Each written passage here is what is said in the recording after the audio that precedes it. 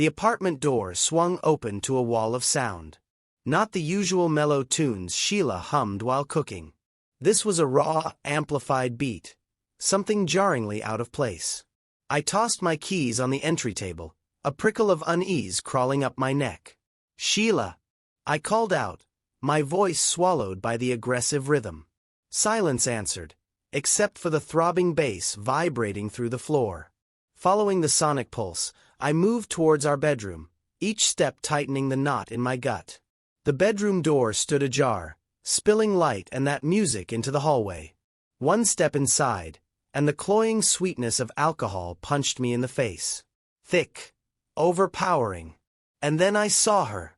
Sprawled on the bed, limbs askew, a landscape of disarray. Her coat lay like discarded skin on the floor. Below the waist, nothing but sheer black tights. A silk blouse hung open, halfway unbuttoned. Disbelief slammed into me. This wasn't her. Not like this. My fingers fumbled for my phone, hitting record almost instinctively. Proof. I needed to record this. Madness. Just then, her phone on the nightstand flashed to life. A name glared from the screen. Kyle. My pulse hammered against my ribs. Reaching for it felt like a point of no return, but the pull was irresistible. Whatever truth hid behind that screen, I had to face it. This was it, I realized, a sickening lurch in my stomach. This night wasn't just strange. It was a beginning.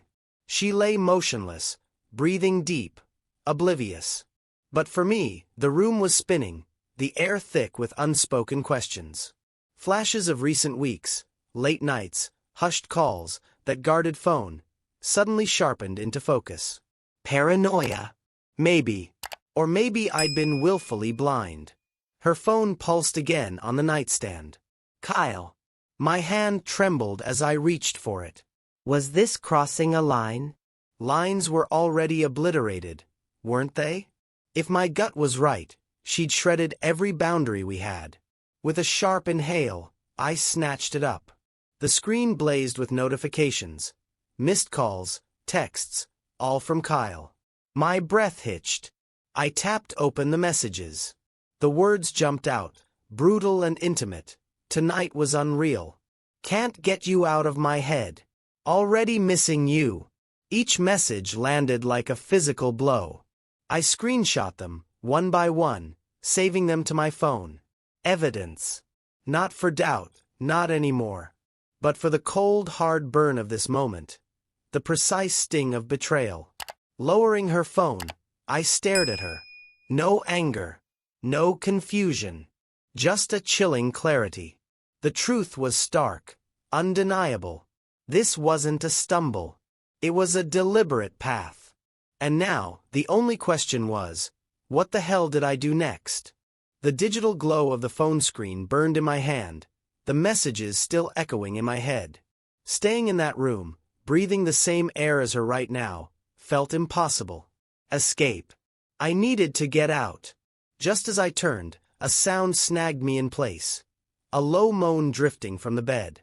Sheila. I froze. She stirred again, a mumble at first, then words began to form, thick with sleep and something else. Something slurred. And then I heard it, a name. Not mine. Kyle. It ripped through me like a live wire. Her voice, heavy, pleading, asking where he was. Right here, in our bed, in our apartment, she was calling for another man. The blood drained from my face, replaced by ice. My hand clenched around my phone, recording still running. I pivoted back, drawn by a morbid curiosity I couldn't resist. The bedroom door was barely ajar, just enough to see her shifting on the bed, blindly reaching for her own phone on the nightstand. Going back in felt wrong, a violation even after what she'd done. But leaving, just walking away now? Impossible. I leaned against the wall, just outside the doorframe, a silent witness, pressing record again. Kyle, she murmured again, louder this time, laced with a desperate edge that twisted my gut. It was raw, exposed. The kind of unguarded utterance that slips out only when defenses are completely down. My heart hammered a brutal rhythm against my ribs as I recorded, each slurred syllable confirming the nightmare. This wasn't just about messages anymore. This was her voice, her desire, laid bare. Suddenly, she stopped. Her head turned fractionally towards the door. Her eyes, though still half closed, seemed to squint in my direction, as if sensing a presence. A jolt of panic shot through me.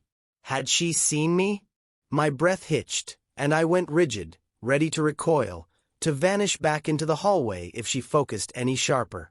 But then, just as quickly, the tension bled out of her face. Her gaze drifted away, unfocused. Relief washed over me, quickly followed by a fresh wave of disgust. How could she be so utterly unaware? Minutes ticked by, heavy and suffocating. I stood there, a ghost in my own home, listening to her shallow breaths. Eventually, her head sank back into the pillow, her breathing deepening into the even rhythm of sleep once more. The moment to leave had arrived, or rather, it had been granted. I backed away silently, retreating from the bedroom, from the apartment, and into the indifferent anonymity of the night. My friend's couch was the destination, but my mind was a runaway train. Betrayal? That word felt flimsy, inadequate.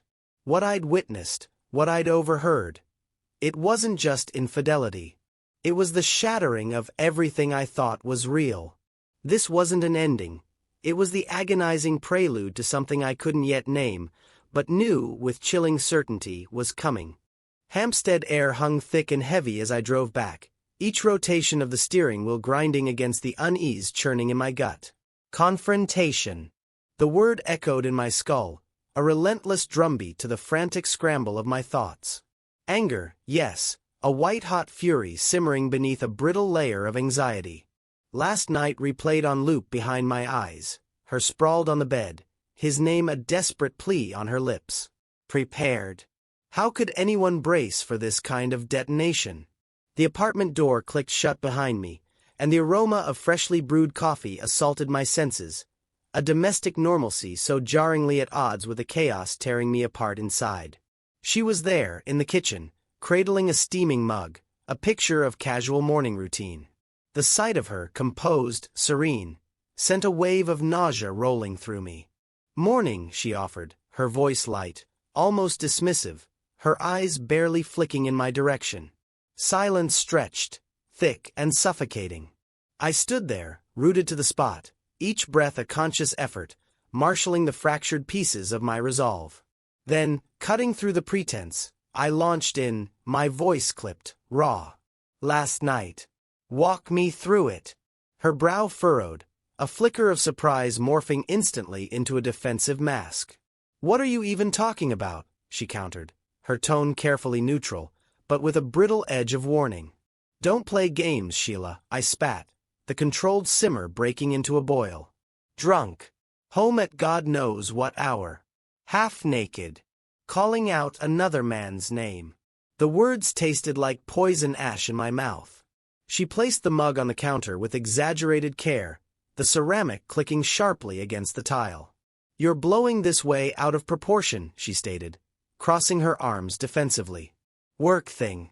Client celebration. Big deal closed. A couple of drinks to toast. That's all. I stared, incredulous. A couple? My voice was dangerously low, trembling with suppressed rage. Passed out, incoherent, begging for Kyle? That's your couple of drinks. Explain that, I dared her silently. A faint flush crept up her neck, staining her cheeks, but her composure remained rigidly in place. Kyle is the client, she retorted, her voice rising in manufactured indignation. Celebration. Nothing else. Each word a deliberate, defiant brick in the wall she was building.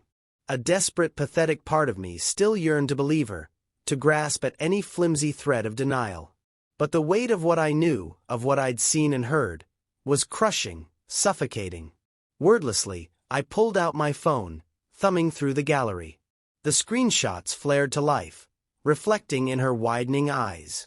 I held the phone out, the damning evidence displayed in cold, digital clarity. Her face went white, bloodless. Before she could stammer a response, I swiped again. The video loaded, sound blasting from the tiny speakers. Her slurred voice filled the kitchen, raw and exposed, pleading for Kyle. The sound hung in the air, thick with betrayal. Her eyes widened further, pupils dilating, and for a split second, I saw a flicker of something. Panic? Guilt? A fragile hope sparked, quickly extinguished.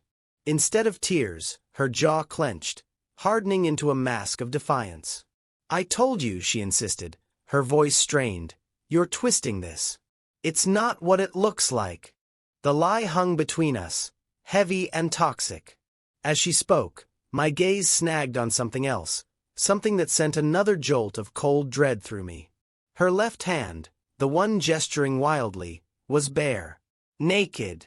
Stripped of its gold band. Her wedding ring. Gone. She never took it off. Never. "Your ring," I whispered, the air leaving my lungs in a rush. "Where is it?" Her eyes darted down to her hand, then back up, her face a carefully constructed blank. "Took it off at the office yesterday," she rattled off, too quickly, too rehearsed. "Snagged it on something. Didn't want to damage it." A laugh, bitter and hollow, clawed its way up my throat. "Damage it? You're worried about damaging a ring." The pieces clicked into place with brutal finality. The client dinner. The late night. The missing ring. She hadn't just been celebrating. She'd been playing a role. The role of a single woman. My stare bored into her, all pretense dissolving, leaving only the raw, pulsing wound of betrayal. "You're lying," I stated, the words flat, devoid of emotion, heavy with absolute certainty. Silence. A deafening, soul-crushing silence that screamed volumes louder than any denial. Her composure shattered. Tears finally breached her carefully constructed facade, streaming down her face unchecked. She took a desperate step towards me, hands outstretched, pleading. "Please," she choked out, her voice thick with sobs. "Please, you've got it all wrong. We can fix this. Anything. Just, please don't do this. Don't give up on us." Her words were empty air, hollow echoes in the sudden vacuum that had opened up inside me. Reconciliation. Fixing this? The idea was ludicrous, insulting. I shook my head, a slow, deliberate motion, the weight of everything crushing the last vestiges of hope. "There is no us to give up on, Sheila," I said, my voice devoid of warmth, each syllable a shard of ice. "You made your choices. And now I'm making mine. This is over. There's nothing left to fight for." She crumpled, a broken heap of sobs and pleas, her words dissolving into incoherent anguish. But I felt nothing. No anger, no triumph, not even sadness. Just a vast, echoing emptiness where my heart used to be. Turning my back on the wreckage of our life, I walked away. Out of the kitchen, out of the apartment, out of the life we had built together. And in that moment, I knew with chilling certainty that there was no turning back. No going back. Ever. Silence detonated in the apartment as I re-entered. The air itself seemed bruised, thick with the residue of the morning's brutal confrontation. She was a hunched figure on the sofa, knees drawn tight to her chest, eyes fixed on the muted TV screen. Flickering images played across her face, a ghostly light show against the backdrop of her devastation.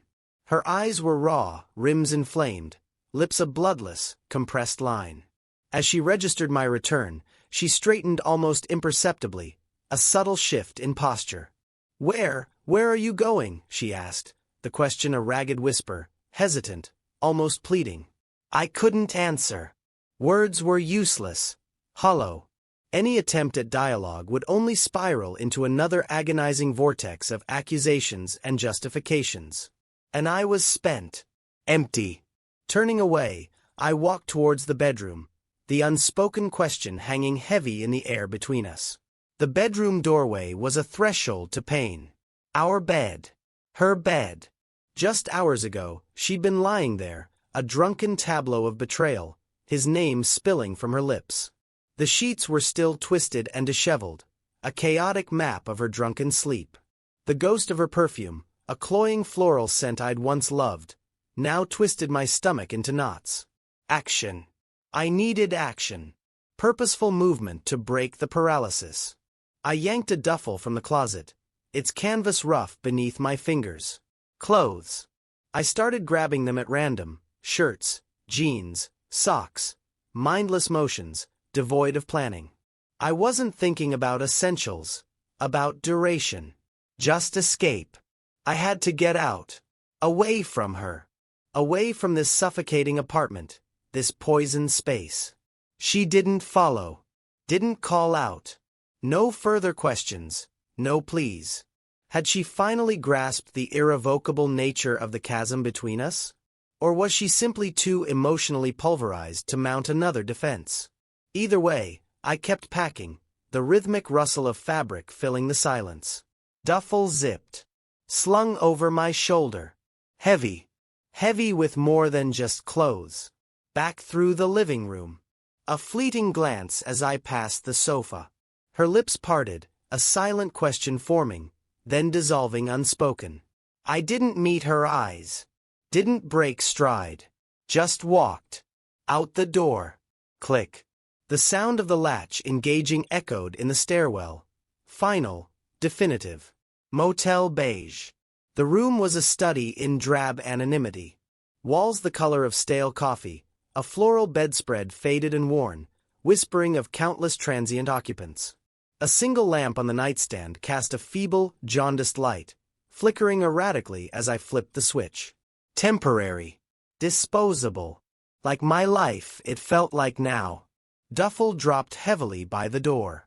I sank onto the edge of the bed. Springs groaned in protest beneath my weight.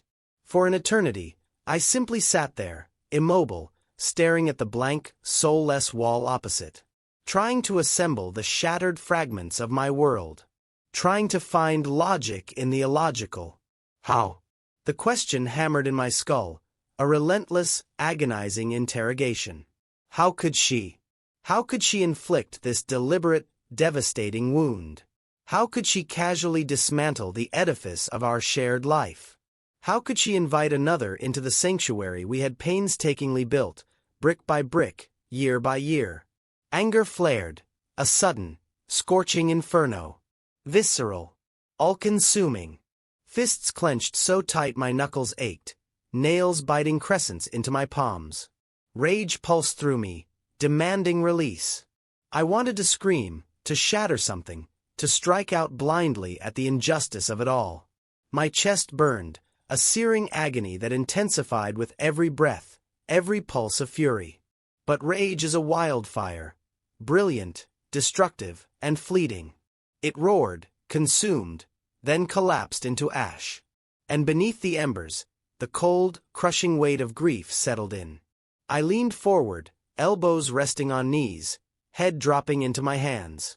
The silence in the room was absolute, oppressive, amplifying the gaping void in my chest, the hollow ache where my heart used to beat with unwavering trust.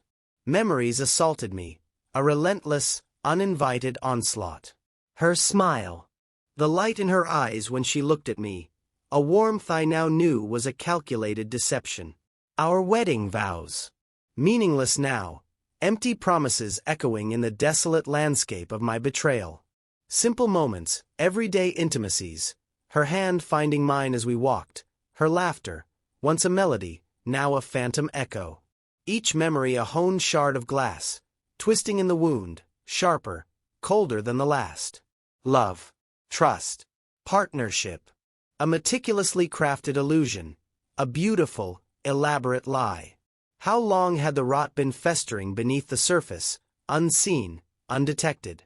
How many times had she met my gaze, offered a loving touch, whispered, "I love you," while harboring this? Guilt followed, an insidious corrosive tide, gnawing at my insides. I replayed fragments of conversations, fleeting moments of disconnection, searching for clues I'd missed, signals I'd ignored. Could I have prevented this?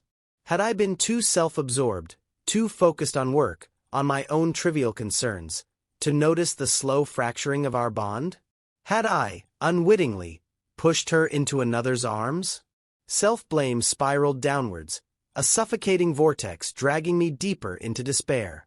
I pressed my hands against my face, a futile attempt to contain the unraveling, to hold myself together as the foundations of my life crumbled into dust.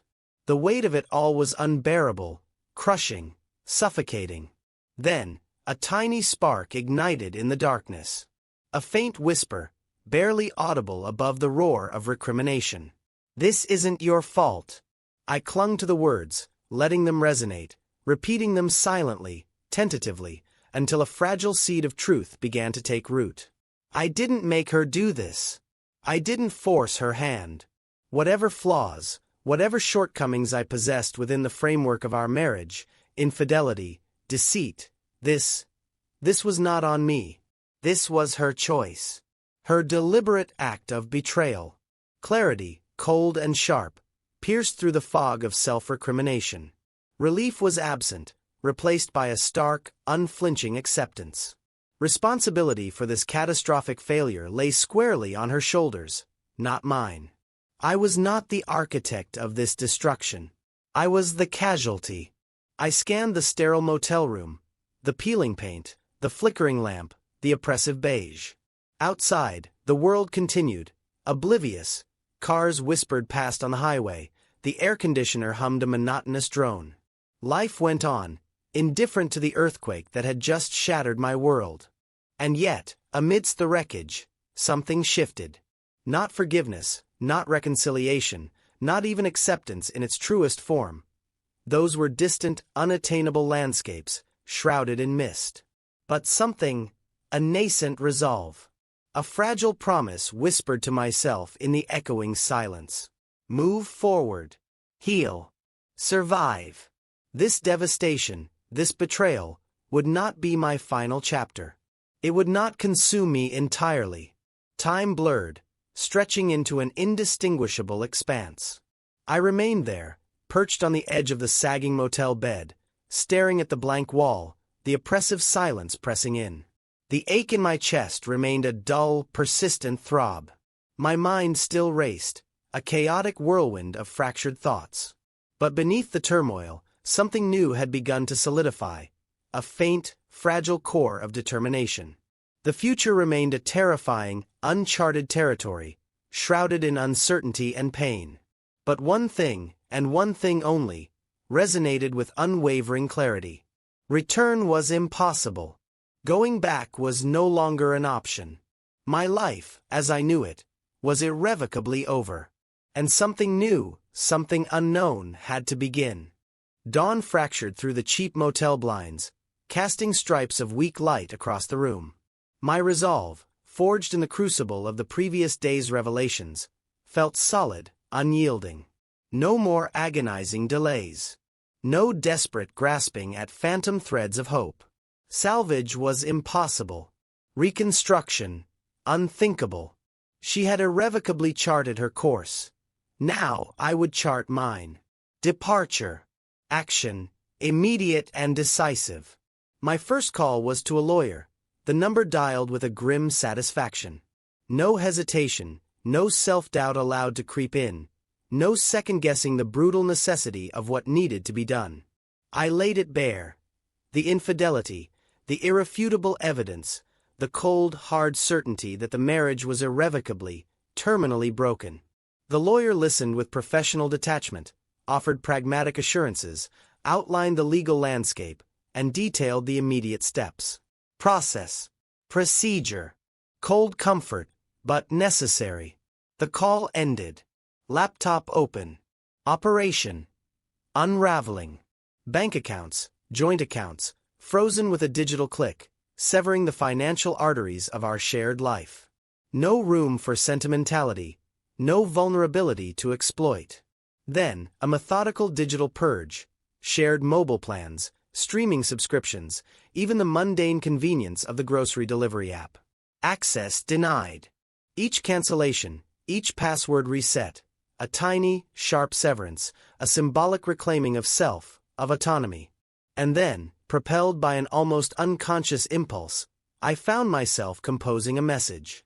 Direct. Brutal. Addressed to the catalyst of this implosion. Kyle. She's free now, I typed, my fingers moving with a detached precision. No need to wait for the next meeting. She's all yours. Send. The digital bullet fired. The reply was instantaneous, a single, devastating line that landed with the force of a physical blow. Keep her.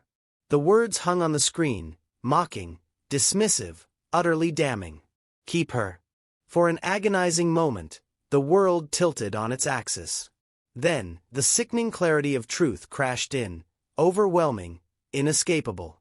He didn't want her. Not really. Not beyond a fleeting, illicit thrill, a temporary diversion at my expense. The devastating, soul-crushing realization, she had detonated our life, obliterated our shared past and future. For a ghost, a mirage, a man who couldn't even muster the decency to feign genuine interest. Phone slipped from numb fingers, clattering onto the faded bedspread. I leaned back against the headboard, staring blankly at the textured motel ceiling. No satisfaction bloomed in the wasteland of my emotions. No vengeful triumph.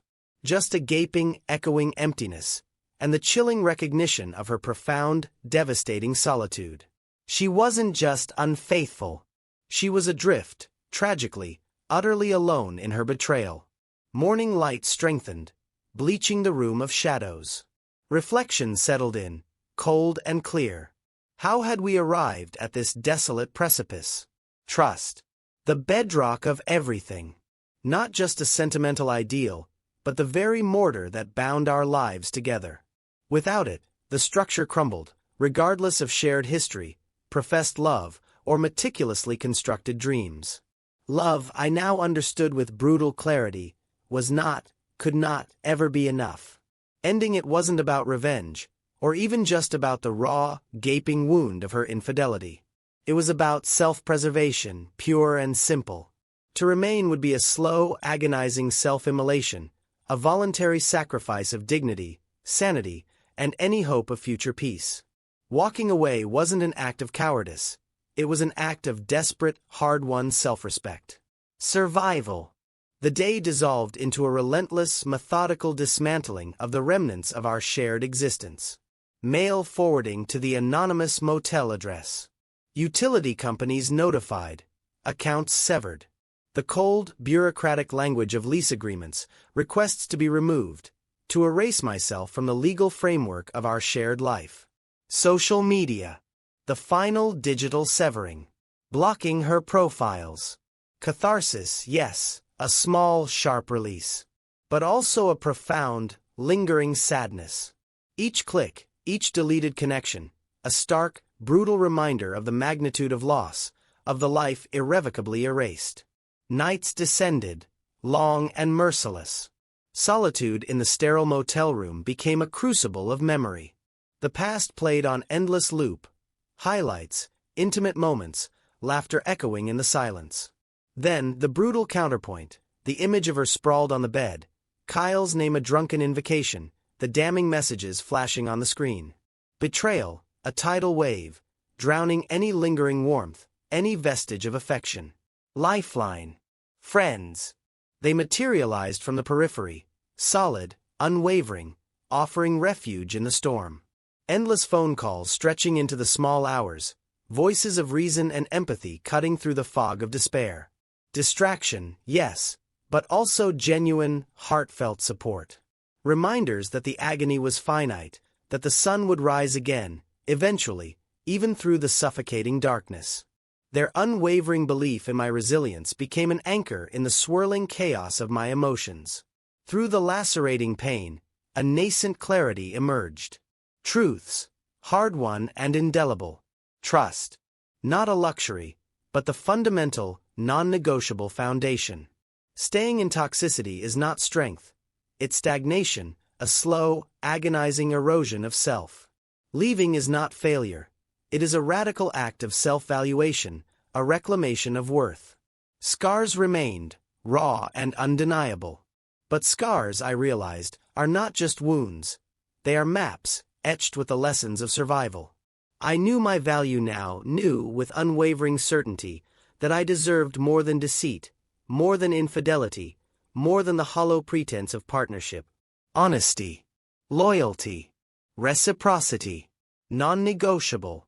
And walking away from the wreckage, from the shattered remains of a life built on lies, was not an ending, but a terrifying, necessary first step towards something unknown, something potentially, impossibly, whole. The pain persisted, a dull ache now, muted by the slow, grinding passage of time, tempered by the fragile bloom of hope. This wasn't the final page. Just the brutal, necessary end of a chapter.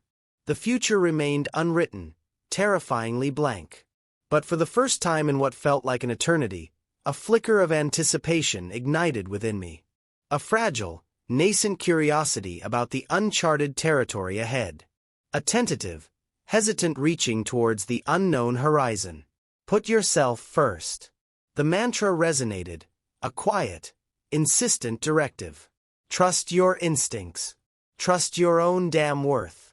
And when the moment arrives to move forward, to sever ties, to choose self over slow-motion self-destruction, don't hesitate. Leap. You'll thank yourself.